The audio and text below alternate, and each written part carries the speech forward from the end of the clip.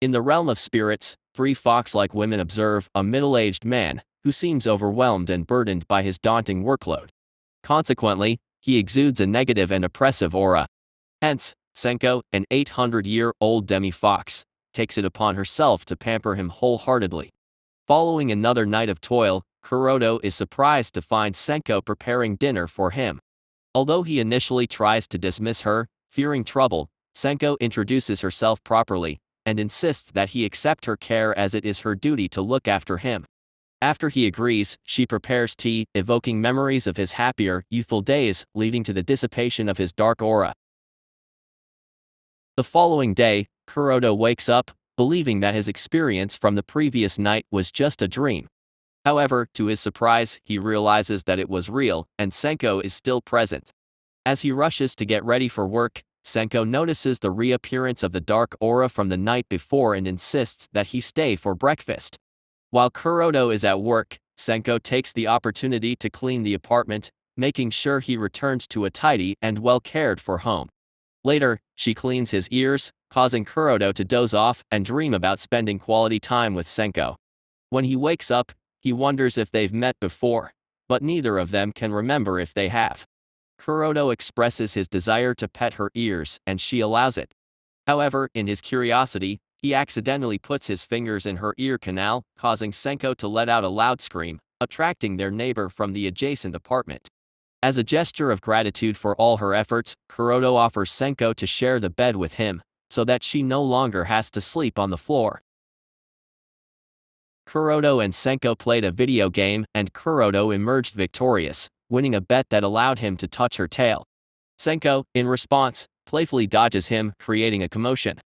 Their neighbor, Koenji, a manga artist living next door, becomes fed up with the noise and comes over to ask them to be quiet. Upon witnessing Kuroto's interaction with Senko, Koenji misunderstands the situation but decides not to intrude further. Once the awkwardness subsides, Senko comes up with an idea to apologize, offering Koenji some food.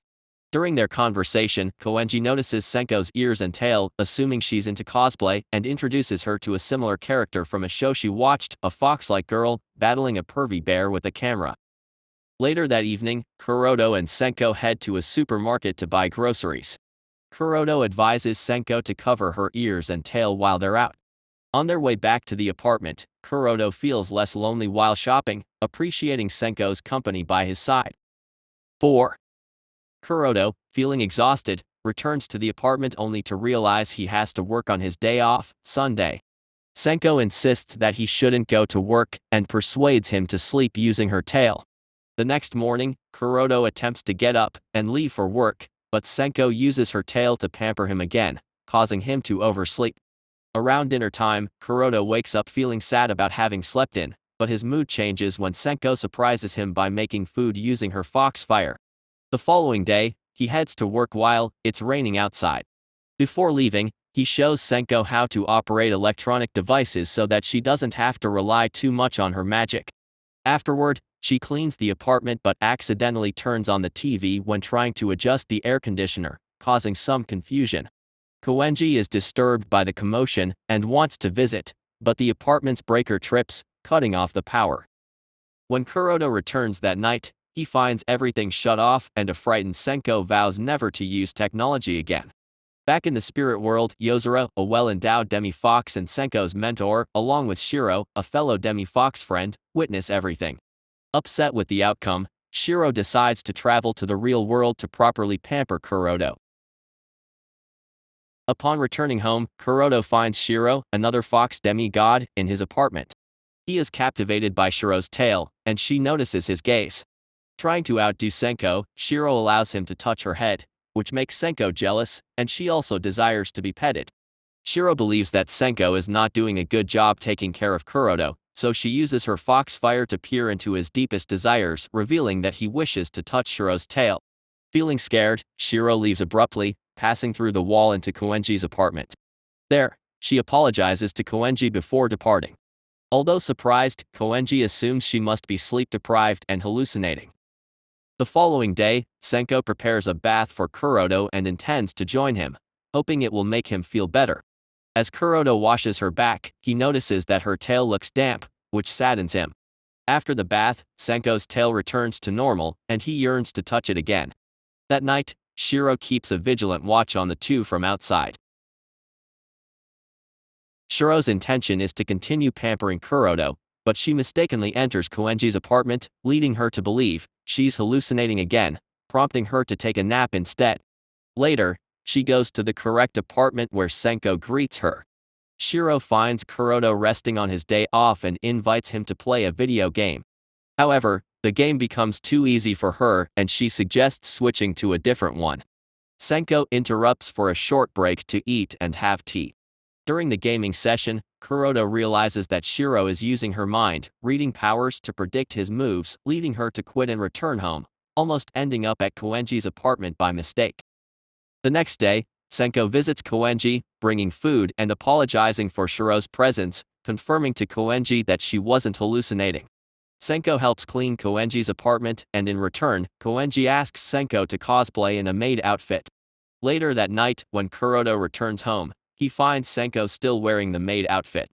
He comments that he liked her old clothes better.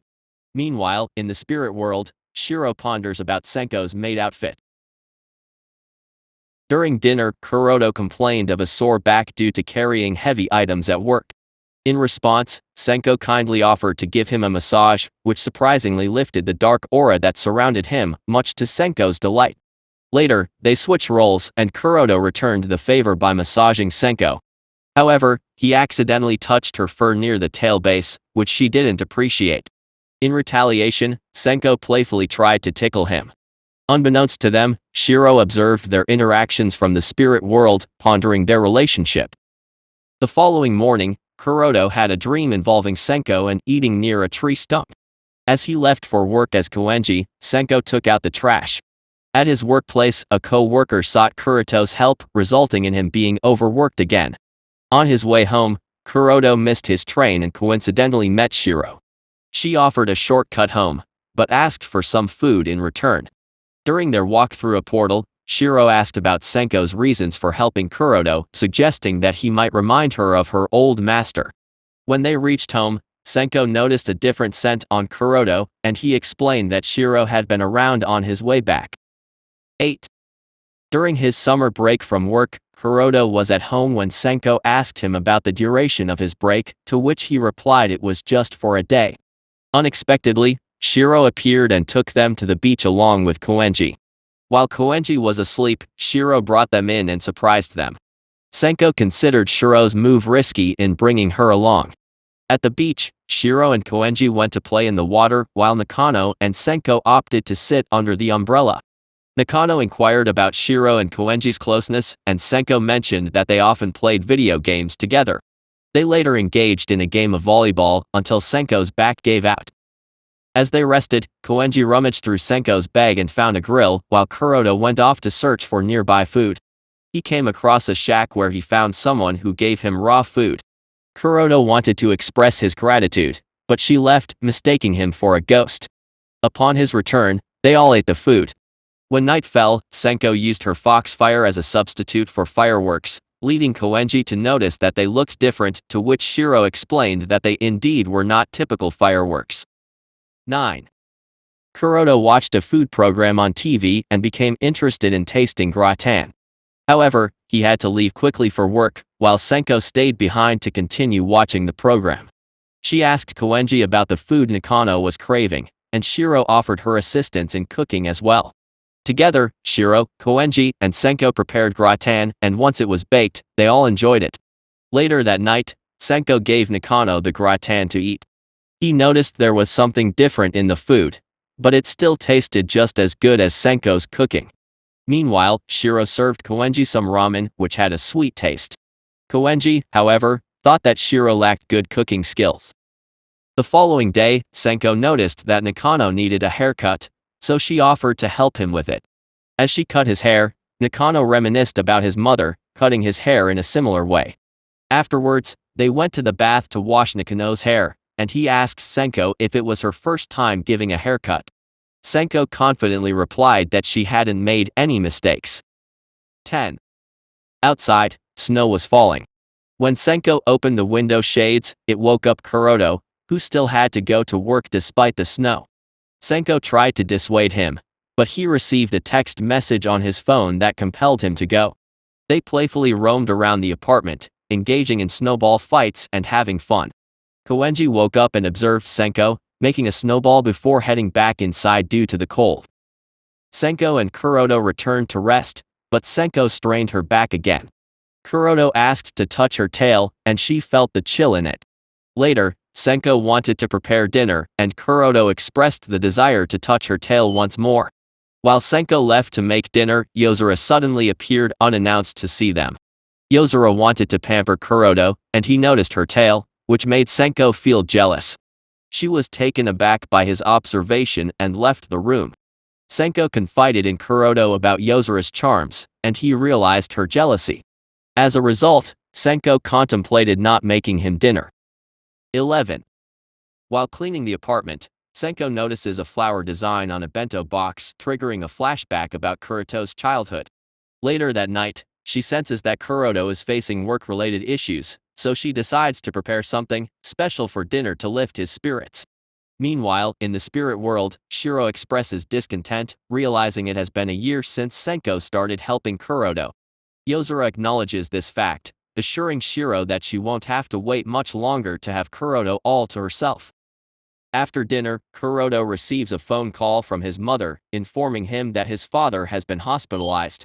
Senko encourages him to go be with his family, and he hands her his phone to stay in touch. Upon reaching his parents' house, he discovers that his father is all right. During his visit, he pays respects to his grandmother's grave and fondly remembers his past experiences with Senko. Eager to share this with her, he tries calling Senko, but she doesn't respond. Upon his return to the apartment, Kuroto discovers that Senko is nowhere to be found, and she hasn't picked up the phone she left behind. He then goes to see Koenji, who informs him that she saw Senko leaving with bags, finding it unusual. Koenji also mentions Shiro's absence, and they both express disappointment as they were eagerly looking forward to watching the final episode of Little Yoko. Meanwhile, in the spirit world, Yozora tells Senko that she doesn't need to return as a year has passed, and Kuroto still carries a dark and gloomy aura. While Kuroto searches for her, Senko has flashbacks about how Kuroto's ancestor once cared for her when she needed it. Yozora warns her that humans have limited lifespans, implying that she will experience heartbreak again if she stays with Kuroto. However, Senko resolves to keep pampering him no matter what and returns to him. They share a moment of viewing cherry blossoms together, but Senko doesn't reveal what happened during her time in the spirit world. When Kuroto expresses gratitude for her presence during his childhood, Senko responds with confusion but insists that she pampers him simply because she wants to. Eventually, Shiro and Koenji join them, bringing the final recorded episode of Little Yoko on Koenji's laptop. I hope you liked the recap. If so, don't forget to subscribe and like it.